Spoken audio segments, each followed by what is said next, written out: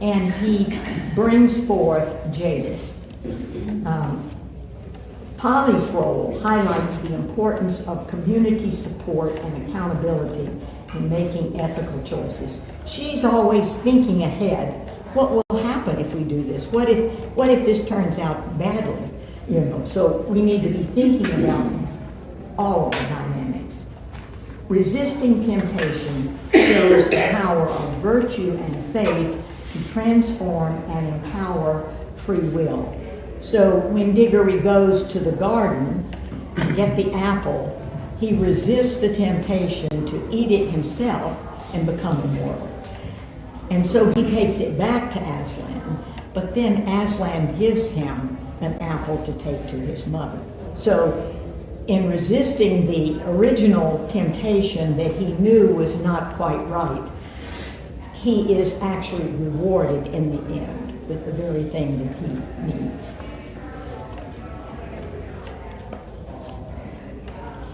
Now, I could have put another picture over there instead of him. But I thought that would be just a little too political. Uncle Andrew and Human Pride. Now, this book is so relevant to today. I'm sure you all thought about that if you reread it recently. Uncle Andrew symbolizes intellectual arrogance and moral blindness through his reckless quest for magical power. Yeah. His inability, and this is one of the most wonderful theological points I think that Lewis makes, and he makes it several times. Uncle Andrew is unable to hear Aslan's song. And he has a spiritual deafness caused by pride and self-centeredness. So Aslan could be yelling at him, and Uncle Andrew's unable to hear that. So that is, for C.S. Lewis, that is a real danger, that you can make yourself unable to be aware of God's presence yourself. You can do that. Andrew's story warns about the dangers of detachment from divine truth and the illusion of control. Call to humility and grace, the narrative encourages reflection on humility, repentance, and the transformative power of grace. And you can see on the right the picture of Henry VIII, and he is representing this kind of ignorant, mindless quest for power. And this is a direct quote from the book. Polly asks Aslan to comfort Uncle Andrew. By the way, there's a hilarious section in the book where the animals don't know what Uncle Andrew is exactly. Oh, yeah. And so they at one point they tried to bury him upside down, thinking that he is a tree of some sort. And that doesn't work, so then they turn him around and bury him and think, and they give him the name Brandy, because all the time he is saying, Brandy, Brandy, Brandy, please, I need brandy. And they decide to name this creature Brandy, and then they decide he needs food. So all the animals throw food in this little wooden cage they've made for Uncle Andrew. And the donkey throws thistles, and the squirrels throw nuts, and of course Uncle Andrew is just beside himself.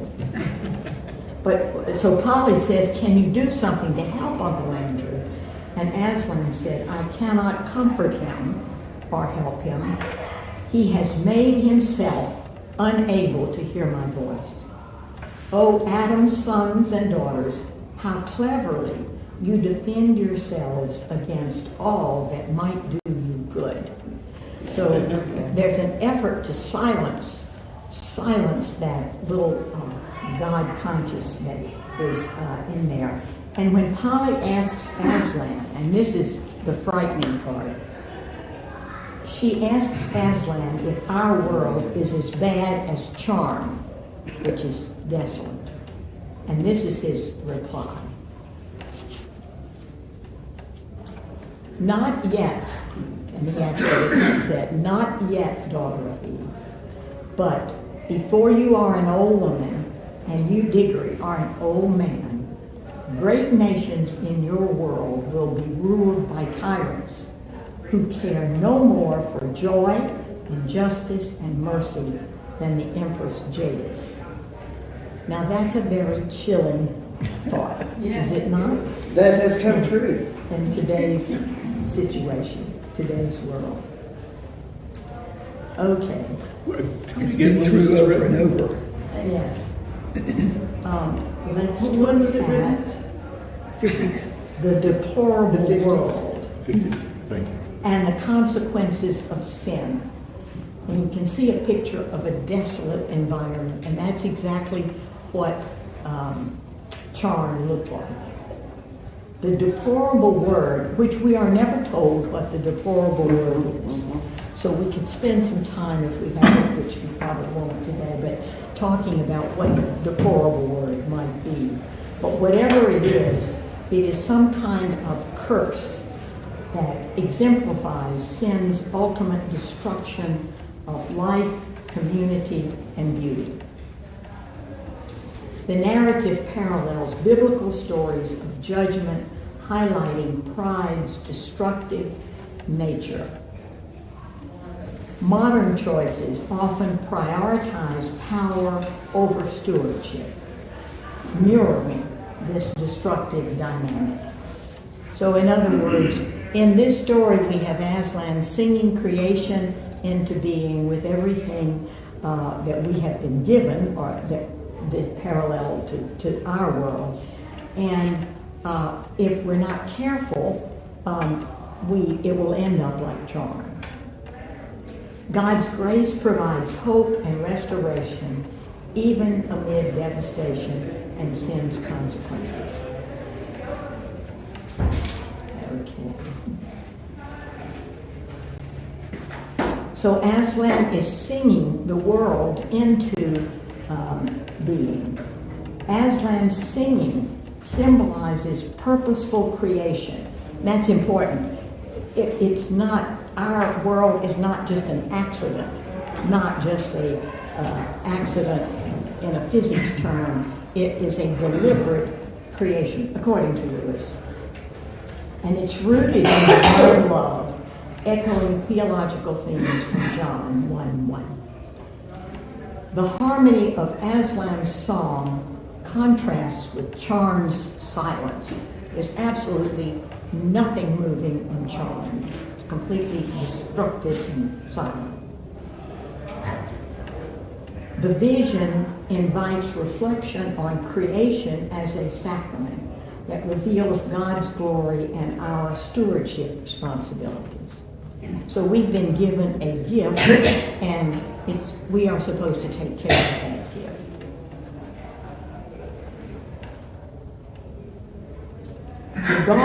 The garden, Diggory is sent to a garden, and it takes him a while to get there. It's a journey toward the garden.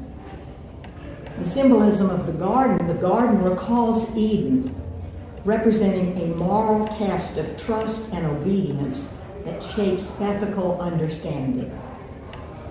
Diggory's temptation to take the apple mirrors human struggle with desire and autonomy in ethical decisions. We want to be in charge. We want to make all our own decisions, no matter what. Jadis is there, just like the snake was there in Eden.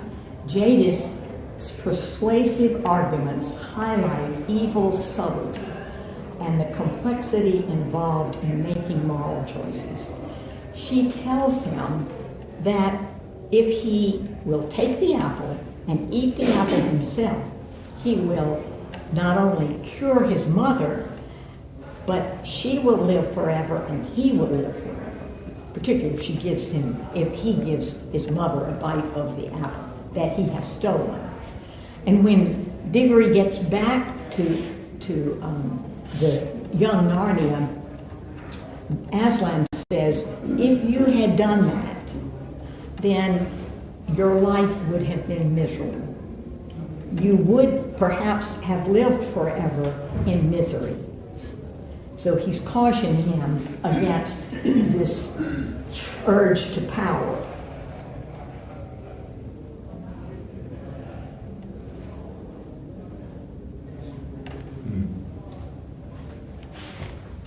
Diggory's obedience leads to his mother's healing, illustrating faith as a pathway to restoration. So instead of living forever, his mother is getting better. But Aslan tells Diggory, the apple in our world that has come from Narnia indirectly will not make you live forever, but it will provide healing. And that's exactly what it does. Grace is a gift and a response. Grace operates both as a divine gift and a human response within the narrative's themes. So I always like to think of it as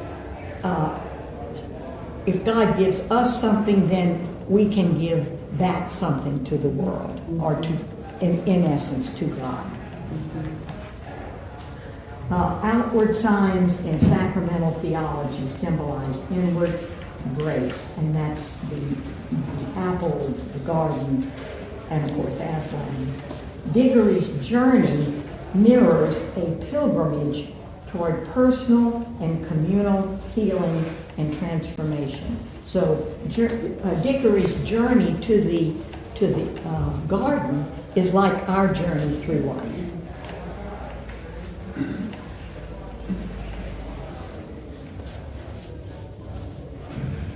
The water symbolizes cleansing, renewal, baptism, emphasizing spiritual rebirth and grace in life.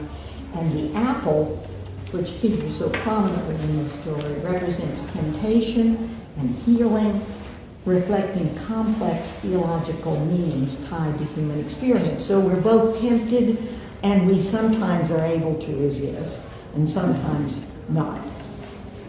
Engaging with tangible symbols like the apple invites deeper understanding of grace and God's presence in everyday creation. And that's why Lewis loved for people, for grown-ups, to read the Narnia stories, is because it gave them that little extra help to see what was really going on. Okay, let's do a little bit of discussion and reflection. All right. Lewis's portrayal of creation invites deeper reflection on biblical Genesis narrative and its meaning. Now, I'm going to read all of these, then we'll go back and pick out any of the questions that you might want to talk about. What insights might we take away from the two parallel creation stories? Aslan singing Narnia into being and the Garden of Eden story in the Bible. Diggory's struggle highlights lessons about obedience and trusting divine guidance in challenging times. My question is, what does it mean to be obedient, and how difficult is it to be obedient, and how difficult is it to know what you're supposed to be doing? The persistence of evil. Jadis symbolizes ongoing evil and its impact, encouraging dialogue about contemporary moral challenges. How is it possible for individuals to resist evil? And one of the, we can stop now and talk a little bit about these, and then if we have time, we can go to the world between the woods. Any thoughts about any of those questions? So I'm not so sure that it's possible for individual to resist evil, but a community to resist evil. You know, I think it's a collective effort, you know. So you think that it's easier for a community to resist evil than an individual? Oh, no. Is that sort of what you're saying? Well, I think that's what we're called to today, you know, as a community, you know, to resist evil. My individual efforts seems so minuscule, you know, and Yeah, but my idea is that every little bit that each one of us does helps, and not just in an objective thing that might happen, but it's the desire to do good the chicken and egg thing, right? Well, it's more, it affects the collective unconscious, and so then that helps everything grow. So I think I have just the opposite idea, that it's more about the individual. If the individual is the one, I think the individuals have to commit to doing good Yeah. and living justly. Because if the individuals don't commit, you can't get a community to commit, because a community is Right. a conglomeration of individuals. And if you don't have the individual ability to resist evil, then the community's not. I think what you're saying is just that today's evils are on such a broad scale that it takes many of us Right. to get anything objective done. I And mean, yes. Martin Luther King, since this is his Yeah. birthday week, Yeah. you know, he's an individual, but look at all the people that were Yeah. part of the movement. I gotcha. But is there a movement without King? Right. No. Yeah. I mean, I think there has to be a leader, right? Yeah. An individual Huh, leader. good point. Yeah. Certainly, there yeah, does. certainly for yourself, yeah. Good point. But if the individuals don't commit to it, they can't commit as part of a community. Yeah, Right. yeah. Any other parallels that we see? I wonder about obedience sometimes.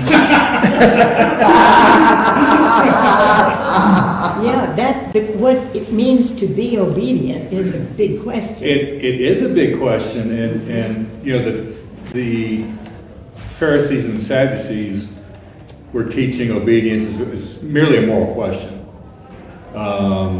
in order to gain something from Jehovah, right? So if I obey, then God will be good to me, and I'll have all the things I need, right? I mean, that's sort of their basic theology at that point in time.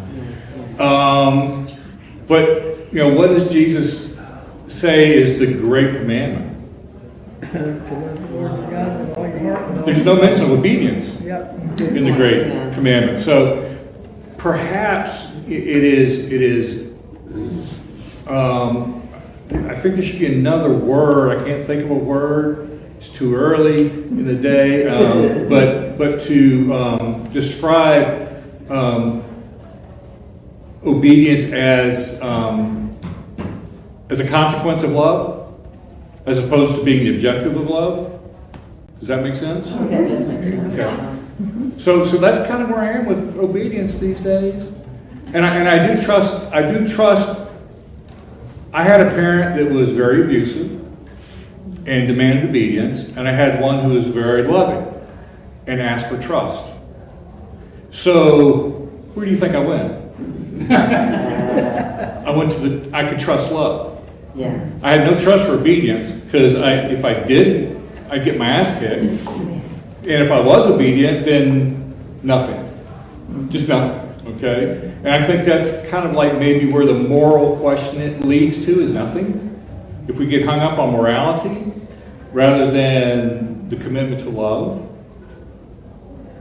Yeah, but in this story, I think he made it so interwoven in a lot of different ways, because when Diggory got to that tree, you know, you could say, well, but he loved his mother and he wanted to save her. And, you know. And Jadis was right there trying to tell him to take the apple himself. I know, it's like you're going to be killing your mother if you don't do this. And, you know, and I think one of the things I like about that also is I think it's hard sometimes to tell, if we're talking about obedience to God and God's will and all that, I think it's hard sometimes to tell what is really God's will and what is, you know, just me or whatever. But the love thing is true. You know, if I can think about it with what's the most loving, compassionate thing. But even there it gets twisted because am I loving and compassionate toward this one person? Or, you know. Well, Janice introduces fear. I mean, that's her playing card, right? That's her trump card. Yeah, It's fear, and fear runs absolutely contrary to love. Whereas trust and love suggest a relationship. Yeah. Yes.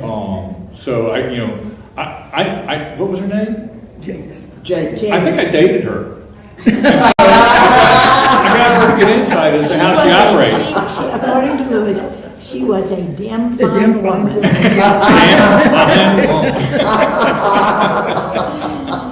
So, no wonder you dated her. So can I make a nerdy observation? Yeah. Please. The Latin root of obedience is obedere, which means to listen. And so the first priority of obedience is to hear and to understand, and maybe to trust somebody else. I mean, you know, it's not the slavish, follow, my way or the highway, but it's to hear and to understand. So like, hear, O Israel. Uh-huh. So that's the connotation that we take with obedience. It's the act of hearing as opposed to obeying. Well, yeah. I mean, I would think the first priority is to hear. Mm-hmm. Which, of course, Uncle Andrew couldn't do. Right, see, he couldn't hear it to begin with. He could not hear Aslan at all. Very good. I know. Thank you. Because Aslan was, he in the book, he hears Aslan's talking as roars, which were scary and threatening. So, Aslan, that's why Aslan said, I can't help him. He can't hear what I'm saying to him. Right. And what a great parallel is that to, he has ears to hear, let him hear, kind of thing. And I was thinking about obedience, and someone had mentioned that it is almost like listening to that very deep part of yourself that actually knows what you should do. Absolutely. And I suppose you could kill that deep part of yourself, and then you wouldn't be able to hear it at all. Yeah, with pride and arrogance and desire so to Uncle control. Andrew couldn't, even if he, forgetting the exterior with Aslan singing or roaring, Uncle Andrew couldn't even realize and hear that small voice in himself. Which is what sort of helps most of us make those decisions sometimes. Yeah. I thought it was nice that at the end, the children still were kind to him and tried to help him. Yes. I thought that was That's right. very nice. Yeah. That's right. And Uncle Andrew does reform. I mean, so the book says. Yeah, a little bit. Yeah. And he goes to live with Diggory, I think, as Diggory gets older. And what keeps coming back to me is the idea from the first mention of Diggory's thing. I kept thinking, to me, trust is much more of the linchpin in this pairing of trust and obedience. Obedience can be, bringing it into the contemporary context, blind obedience to anything. Yeah. A lot like yeah. a great leader. Yeah. Can be corrupted, can be made evil. If you do an obedience through trust, through a relationship, through a belief in a higher good, through, albeit maybe a struggling understanding to believe in a higher good, obedience out of trust is a much higher moral obedience to me. I think. Do you think one is easier than the other to follow? It's much easier to blindly obey. Oh, yeah. It's far easier to blindly obey, because Yeah. that's the evil. Yeah. That's the evil temptation. Yeah. Mm-hmm. Yeah. All right, we have just, let's see, we have some time. Let's go to this and see if I can help this. Now this is something that I found and I think you will appreciate. Lewis wrote this in 1955 or 54, 55, and Einstein's theories had already come out, and Lewis was acquainted with those. And I think he found them absolutely fascinating and probably quite true. So we're going to see if I can get this to play for us. It may not, I don't even see my little arrow.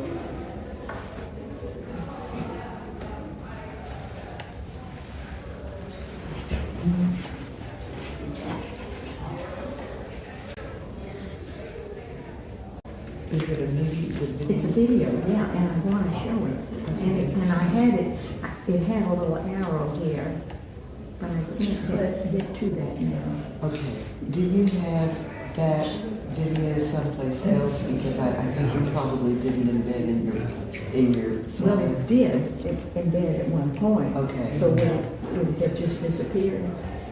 I don't know, but it's not there now, and I would love to see it. Yeah.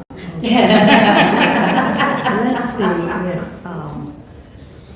can, it is on YouTube, so I need to. Okay, all right, let's just find your browser then. Okay, you said as long as you could get back to that, you could get to any place else. Okay, so, was that your browser?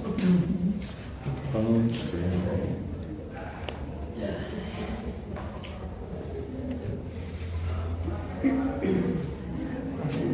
You don't need that. We just need the URL for the YouTube. Do you have it bookmarked? No, I can see. Okay. Well, let's go to the YouTube channel. I bet we can search it on YouTube. Where is the- It's right here on that. Just type in youtube.com. Oh, yeah. There you go. That might be it. Right there. That's probably, well, that's the trailer. Here, it's this one right here. Yeah, okay. It's coming.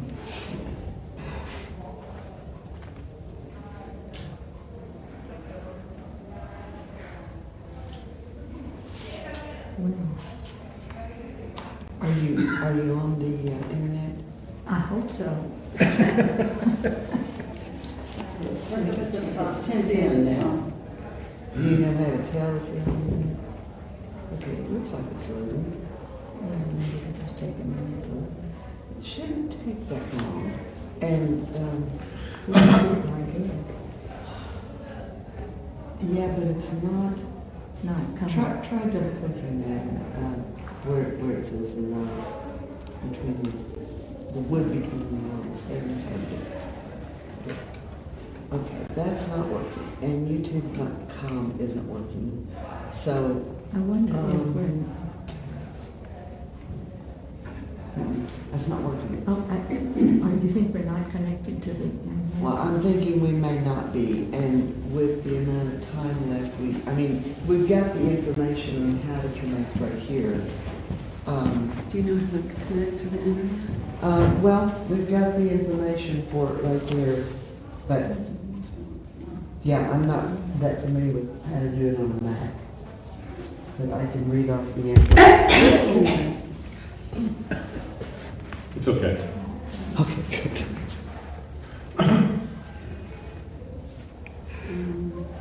Is there a way to do one screen? There we go. This is what we see.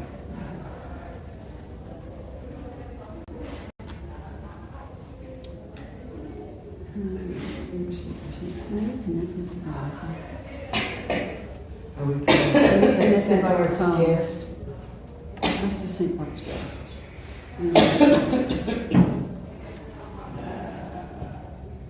I think I could read that.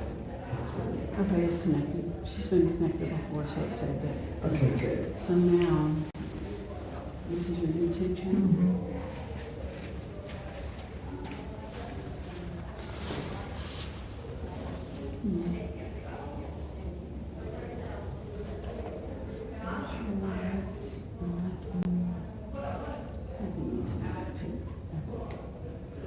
We can close out PowerPoint.